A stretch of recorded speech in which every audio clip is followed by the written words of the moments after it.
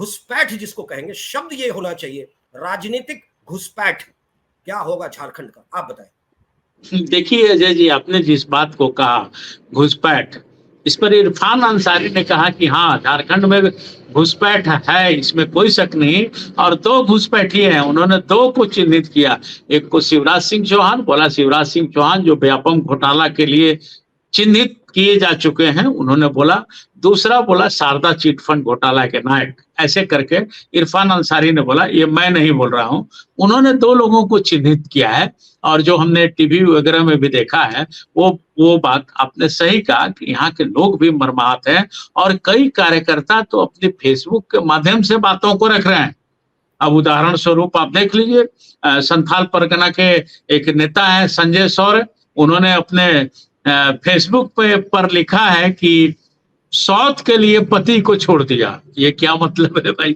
आप देख लीजिए किस तरह से ये लोग कटाक्ष खेलते हैं। भारतीय जनता पार्टी के लोग पढ़े लिखे हैं, ये हम लोग शुरू से देखे हैं, जानते भी हैं। चाहे मुरली मनोहर जोशी हो, आडवाणी जी हो, अटल जी हो, जिसका भी नाम उठाइए, तमाम लोग पढ़े। इनके कार्यकर्ता भी जानकार होते हैं, इससे ये कहना गुरेज नहीं होगा। लेकिन तैयारियां बात है। जमशेदपुर के हैं एक मनोज कुमार सिंह, वो भी फेसबुक पर कुछ इसी तरह का कमेंट किए हैं, समर्थन मांगा है। जमशेदपुर पश्चिम के विकास सिंह ने खुल करके बोला है कि भाई पार्टी हम लोगों को क्या समझती है, मेरे कतरा कतरा में बसा हुआ है भाजपा, और इन्होंने टिकट दूसरे को दे दिया। मैं अब चुनाव मैदान में आऊंगा, जो भी होगा, जो हम अगर असली भाजपा ही होगा तो हमको वोट देगा। जमशेदपुर पूरब की बात करें, जहां से अभी आपने चर्चा किया पूर्णिमा दास साहू का, तो पूर्णिमा दास साहू के अगेंस्ट शिवशंकर सिंह आज नामांकन करने वाले थे। आज उन्होंने नामांकन भी किया होगा, हमें जैसा लगता है। तो विरोध है, विद्रोह है। यहाँ दीपक प्रकाश के साले होते हैं संदीप वर्मा, यहाँ दीपक प्रकाश प्रदेश अध्यक्ष रहे हुए हैं, अभी राज्यसभा सांसद हैं। ये वो संदीप वर्मा है जो मधुकोड़ा के प्रेस एडवाइजर हुआ करते थे, वो भी भारतीय जनता पार्टी में थे और रांची से उम्मीदवार अपने आप को बनाते थे। वो भी प्रेस कॉन्फ्रेंस कर करके उन्होंने भी भारतीय जनता पार्टी छोड़ने की बात कही, कहे निर्दलीय लड़ेंगे। तो टिकट बंटने के बाद सबसे ज्यादा अगर कहीं भगदड़ हुआ है अजय जी, तो भारतीय जनता पार्टी ही। और अब इसकी भरपाई ये लोग कैसे करेगा वो देखना होगा, क्योंकि ये सच बोला आपने कि झारखंड भाजपा के बड़े नेताओं का न तो पूछ हुआ, न कद्र हुआ, न उनसे पूछा गया। ये तमाम जिन वीआईपी लोगों का नाम आपने लिया, ये वीआईपी लोग सिर्फ और सिर्फ अपना टिकट बचाने में कामयाब हुए हैं। बाकी तमाम टिकट वो शिवराज सिंह चौहान ने बांटा है या फिर हेमंत बिश्व शर्मा ने बांटा है, जो अंदर खाने से बात आ रही है। और ये तो तय है कि भाई स्थानीय जो लोग हैं उनका कहना तो मानना ही चाहिए, सुनना ही चाहिए। अब देखना है कि प्रचार प्रसार भी यही दो आदमी करते हैं या फिर आगे क्या होता है, इसको भी अब देखने की जरूरत है कि क्या हो सकता है। ऐसे अजय जी हम बता दें कि हमारे झारखंड में कल से ही नामांकन प्रक्रिया शुरू हो चुकी है। और जो चुनाव आयोग कहा है, उस चुनाव आयोग के अनुसार कल तक, आज का रिपोर्ट शाम में आएगा, कल तक लगभग 25 मतलब कि 2 दर्जन से ज्यादा लोगों ने नामांकन किया है। इसमें बड़े में मिथिलेश ठाकुर जो यहाँ मंत्री होते हैं, पेयजल स्वच्छता मंत्री होते हैं, उन्होंने नामांकन किया है, गढ़वा से किया है। इसके अलावा कोडरमा, बरकट्ठा, हजारीबाग, पुटका, जुगसलाई, जमशेदपुर पश्चिम, सिमडेगा, कोलेबिरा, रांची और खिजरी से भी एक एक आदमी ने नामांकन किया है, नामांकन किया है, जो चुनाव आयोग बोल रहा है। अजय जी, भारतीय जनता पार्टी के लिए निस्संदेह ये स्थितियां गड़बड़ दिखलाई दे रही हैं। ऐसे अभी झामुमो की लिस्ट जारी नहीं हुई है, कांग्रेस की लिस्ट जारी हो चुकी है। कांग्रेस ने अपने तमाम पुराने लोगों को टिकट दिया है। जहां तक अभी तक लिस्ट आई है उसकी बात हम कह रहे हैं। और नए चेहरा में यहाँ अजय नाथ शाहदेव को दिया है। अजय नाथ शाहदेव जी यहाँ हटिया विधानसभा सीट से लड़ेंगे। अजय नाथ शाहदेव भारतीय जनता पार्टी में भी रहे हैं, झारखंड विकास मोर्चा में भी रहे हैं, कांग्रेस में बहुत दिनों से हैं। और बड़े जोर शोर से अभी हल्ला हुआ था कि भारतीय जनता पार्टी अजय शाहदेव ज्वाइन कर रहे हैं और यस हटिया से प्रभारी, हटिया के प्रत्याशी यही होंगे। लेकिन अजय नाथ साहदेव से जैसा बातचीत हुआ तो उन्होंने कहा कि ऐसी बात नहीं थी, जानबूझ करके हमारे प्रतिद्वंदियों ने इस बात को उड़ाया था, हम कांग्रेस के हैं। और फिर उन्होंने अपना मैंने व्यक्तिगत बातों में उन्होंने, अजय नाथ साहदेव ने कहा कि हम लोग तो शुरू से कांग्रेसी रहे हैं, बीच के दिनों में राजनीति के तहत आदमी इधर उधर आते जाते रहता है, लेकिन अभी भी हमारा हृदय कांग्रेस के लिए ही है और कांग्रेस के मतदाता को वोट देंगे, ऐसा उन्होंने कहा है अजय जी ने। तो अजय साहदेव यहाँ से हो गए हैं और कई सीट को अभी कांग्रेस ने रोक करके रखा है कि हम कैसे करें। अब रही बात, जैसा आपने कहा आरजेडी के लिए, तो आरजेडी का समझौता हो गया है, थोड़ी सी जीत जो बची हुई थी वो भी आज सुबह क्लियर हो गया है। और आपके पास सही सूचना है, पिछली बार 7 सीट पर ये लोग चुनाव लड़े थे आरजेडी के लोग, इस बार उनको 6 सीट दिया है। 6 सीट में से 1 सीट जो उनका माइनस हुआ है वो छतरपुर सीट है, हालांकि अभी उस पर अड़ाअड़ी चल रहा है, लेकिन मोटा मोटी मान के चली कि वो 76 भी सीट कांग्रेस के खाते में चला गया है। अब यहाँ से चतरा से लड़ेंगे, यहाँ के जो पहले लड़ते थे यहाँ से सत्यानंद भोक्ता, वो हरिजन सीट है, हरिजन के लिए रिजर्व है, माने एससी सीट है, रिजर्व है। तो इस बार भोक्ता जाति को अर्जुन मुंडा की केंद्रीय मंत्री थे, तो उस सरकार माने मोदी सरकार ने भोक्ता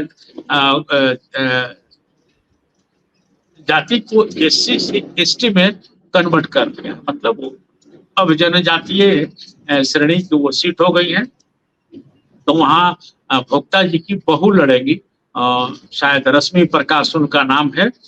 तो रश्मि प्रकाश एससी जाति से आती है, अब उसमें जो जाति है, शायद नाम लेना उचित नहीं है उस जाति का, तो वो उस जाति से वो वहां लड़ेंगे। तो ऐसा नहीं है अजय जी, किसी भी भारतीय जनता पार्टी ने ही अपने परिवार को प्रमोट किया है, आरजेडी ने भी किया है, जेएमएम का तो आपने सुना ही दिया।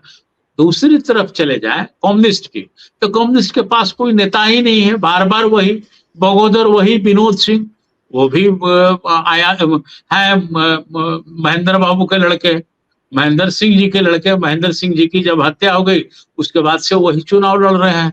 भाई वहां भी तो, वो भी तो एक कम्युनिस्ट बोलता है लोग कि नहीं हम लोग समाजवादी हैं, तो कहाँ का समाजवाद है? वो बिल्कुल शिवानंद तिवारी की तरह कि उनके भी पिताजी रामानंद तिवारी थे, एकीकृत बिहार में मंत्री थे, पुत्र आए तो शिवानंद तिवारी हो गए, अब इनके बेटा भी विधायक है, तो कौन सा समाजवाद है भाई? एक तो सवाल खड़ा होता है। निरसा से लड़ते हैं अरूप चटर्जी, वो वही लड़ेंगे, क्या बात है भाई? राजधनवार से लड़ेंगे राजकुमार यादव। तो ये लोग भी उसी हिसाब से चल रहे हैं, कम्युनिस्ट लोग भी। इनको भी अपनी खेप, नई खेप बनाना नहीं चाहते। ये लोग भी चाहता है कि कुर्सी पकड़ करके बैठे रहें और बड़ी बड़ी बात करते रहे, बड़ी बड़ी बात करते रहे। भाई नए को मौका दीजिएगा ना, या फिर सिर्फ वो झोला ढोल, जैसा आपने कहा झोला ढोने के लिए, तो बस के लिए वो लोग झोला ढोते रहे। अब शुरू से मैं बताऊं आपको कि माले मतलब आईपीएफ, जब शायद डॉक्टर विनोद मिश्र जी जब राष्ट्रीय अध्यक्ष हुआ करते थे, उसके बाद से दीपांकर भट्टाचार्य आए तो अभी तक चल रहे हैं। हमें लगता है कि 30 साल से वो राष्ट्रीय अध्यक्ष बने हुए हैं। स्वेच्छा से उनको पद छोड़ना चाहिए, नए लोगों को लाने देना चाहिए। जो स्थितियां बनती है तो कमोबेश, चाहे कम्युनिस्ट हो, चाहे भाजपा हो, चाहे राजद हो, चाहे कांग्रेस हो, चाहे ये झामुमो हो, सब लोग का कमोबेश वही दशा दिशा है। और अब कांग्रेस को ये गाली देना, ये बोलना कि ये परिवारवाद की पार्टी है, जो लोग बोलते हैं वो गलत बोलते हैं, अब ये प्रमाणित हो रहा है। दूसरी बात मैं आपके चैनल्स के माध्यम से बता दूं कि इंदिरा गांधी तब तक राजनीति में नहीं आई थी जब तक जवाहरलाल नेहरू जिंदा थे। अजय जी, जवाहरलाल नेहरू के जाने के बाद इंदिरा गांधी आई हैं, और ये जवाहरलाल नेहरू पटेल साहब की बेटियों को राजनीति में ले आए। पटेल साहब जब 1950 में नहीं रहे तो उसके बाद उनकी बेटी और उनके परिवार को यही नेहरू ले आए। नेहरू को तो बोल देता है लोग, लेकिन इस चीजों की जानकारी होनी चाहिए। हम लोग बोलेंगे तो बोलेगा लोग कि कांग्रेसी पत्रकार है, तुरंत बोलेगा लोग। ऐसा बात नहीं है, हम आपके दर्शकों को जानकारी की बात हम बता रहे हैं कि बहुत लोग कहता है कि पटेल को प्रधानमंत्री बनना चाहिए था। पटेल जी रहे नहीं 1950 में, 1952 में हमारा पहला इलेक्शन हुआ तो कैसे बनते। ये चीज हम आपके चैनल के माध्यम से अपने दर्शकों को, आपके दर्शकों को जानकारी की बात हम बता रहे हैं कि ये चीज है। और जब जवाहरलाल नेहरू नहीं रहे तब इंदिरा गांधी आई और आगे बढ़ी। दूसरी बात हम बता दे रहे हैं कि जब संजय गांधी तो पहले ही चले गए, इंदिरा गांधी 31 अक्टूबर 1984 को उनकी हत्या हो गई। उसके बाद पायलट की नौकरी छोड़ करके राजीव गांधी आए। राजीव गांधी जब नहीं रहे, उनकी भी जब हत्या हो गई, तो सोनिया गांधी चुपचाप को भवन में चली गई थी। जैसे चलाना था वैसे उन लोगों ने सरकार चलाया, नरसिम्हा राव प्रधानमंत्री बने। उसके बाद जब सोनिया गांधी ने संभाला तो वो राष्ट्रीय अध्यक्ष रही, उसके बाद भी प्रधानमंत्री पद किसी दूसरे को दिया गया। तो ये सब चीज देखने का है। लेकिन एक कुर्सी के लिए किस तरह से खींचातानी होती है, किस तरह से बात को लेकर के बदल जाते हैं, किसी पार्टी की बात हम कह रहे हैं, तो ये तो कहाँ तक जायज है कहाँ तक नाजायज है जनता तय करेगी। लेकिन अब ये प्रमाणित हो गया कि इस तरह के कांग्रेस पर आरोप लगाना कि ये परिवार की पार्टी है, ये गलत है। हालांकि आज भारतीय जनता पार्टी के प्रदेश अध्यक्ष और पूर्व मुख्यमंत्री बाबूलाल मरांडी ने कहा है कि परिभाषा बदल दिया उन्होंने परिवारवाद का। परिभाषा बदला है कि परिवारवाद उसको कहते हैं जो उस चेहरे से पहचाना जाए। ये क्या है भाई, आप नया पढ़ाइएगा।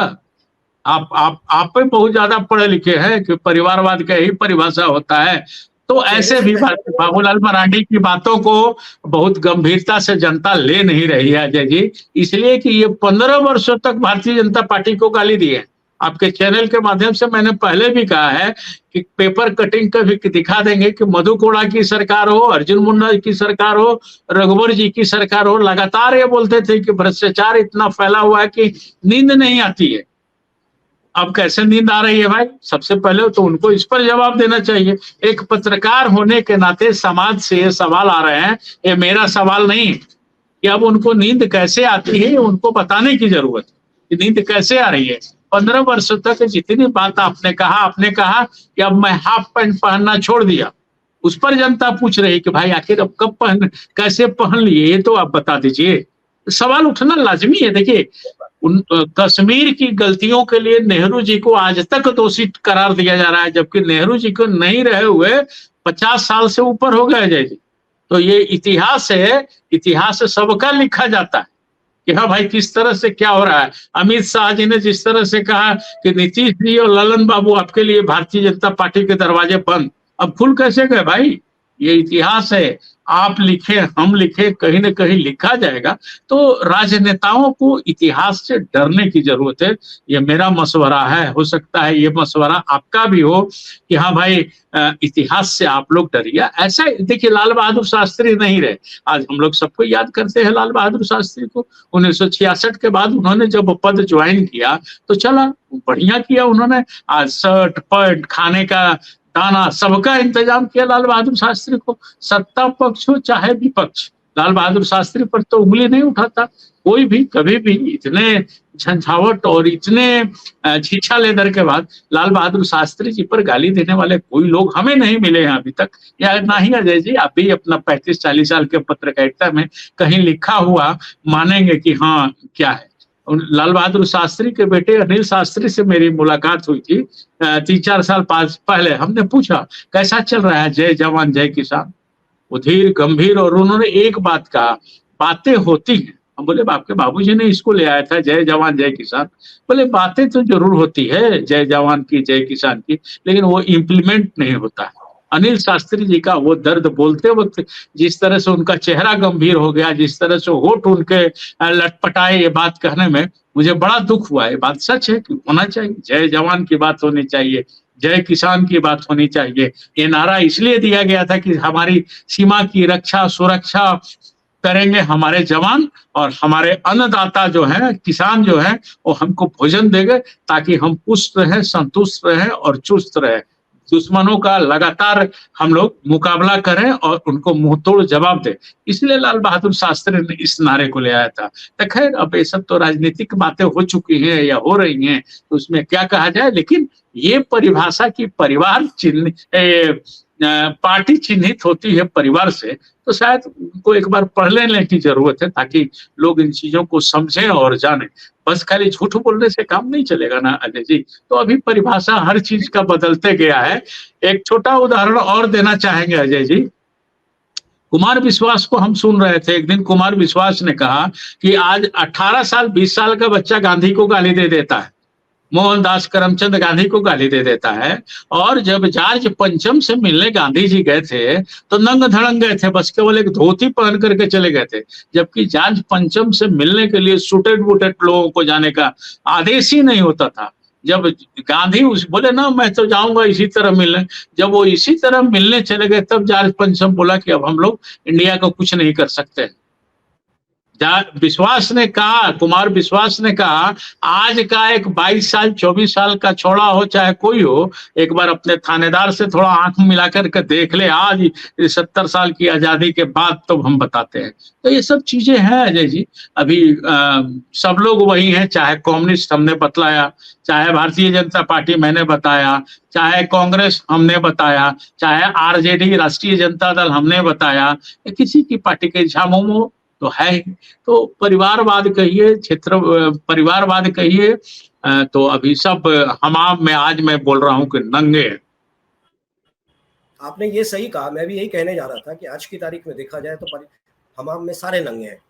हम लोकतंत्र भूल गए, हम राजतंत्र, और शायद हमारे नेताओं को इतिहास कुछ ज्यादा याद आ गया और उन्होंने उसी कार्यशैली पे काम करना शुरू कर दिया जैसे होता था ना पहले। राजघराना, राजा के देहांत के बाद जो कोरोनेशन होता था वो होता था पुत्र को। यहाँ वही हो रहा है, हम राजघराने के जमाने में आ गए जहाँ लोकतंत्र नजर नहीं आता। लोग जो आपको वोट देते हैं या आपके लिए खड़े होते हैं, आपकी पार्टी को सींचते हैं, वो दरकिनार किए जा रहे हैं। जिन्होंने आपकी पार्टी से फायदा लिया, या नौकरशाह हो या दूसरी पार्टी में टहलने वाले घुसपैठिए हैं, आप मौके की तलाश में रहते हैं और उठाकर उनको आगे बढ़ाने की कोशिश करते हैं। शायद बीजेपी में भी पहले कहा मुरली मनोहर जोशी जी, आडवाणी जी, मैं बीच वाले लोगों की बात कर रहा हूं, कैलाश जी, कैलाशपति मिश्र जी या ताराकांत झा जी, उनके परिवार से कुछ दिखते नहीं है मुझे, जबकि वो उस समय भारतीय जनता पार्टी के शीर्ष पे थे, जब आज के जो चेहरे हैं ना वो नजर नहीं आते थे। और दूसरी बात, मैं शिवराज जी की बात नहीं कर रहा क्योंकि वो शुरू से ही भारतीय जनता पार्टी के साथ जुड़े हुए हैं, पर विश्व शर्मा जी कांग्रेस से भारतीय जनता पे आए। कल नॉर्थ ईस्ट में भारतीय जनता पार्टी की थोड़ी सी भी अगर नकेल ढीली हुई तो शायद वापस कांग्रेस चले जाएंगे। तो ऐसे लोग अगर झारखंड में डिसाइड करते हैं चेहरे और फेसेस की कौन कंटेस्ट करेगा, इससे बड़ी दुर्भाग्य की बात नहीं हो सकती है। अगर मैं गलत हूं तो इस पे आप एक छोटा सा टिप्पणी आपसे चाहिए मुझे। जी संजय जी। देखिए अजय जी, अभी जितनी बातें हम लोगों की हुई वो कंप्लीट उसी पर हुई, दल बदलुओं पर ही, जिनका कोई भरोसा नहीं, स्वार्थ आगे। और एक बात मैं आपके चैनल के माध्यम से कह रहा हूं, हमारे संविधान निर्माताओं ने कभी सोचा भी नहीं होगा कि कुर्सी खातिर इस तरह का काम होगा। और जितने नियम बने हमारे पास, जितने नियम बने, ज्यों-ज्यों दवा की मर्ज बढ़ते गया, दल बदलुओं के लिए दल बदल का भी सिस्टम हम लोगों ने बनाया। आया राम गया सिंह का मामला हमारे आपके दर्शक जानते ही होंगे।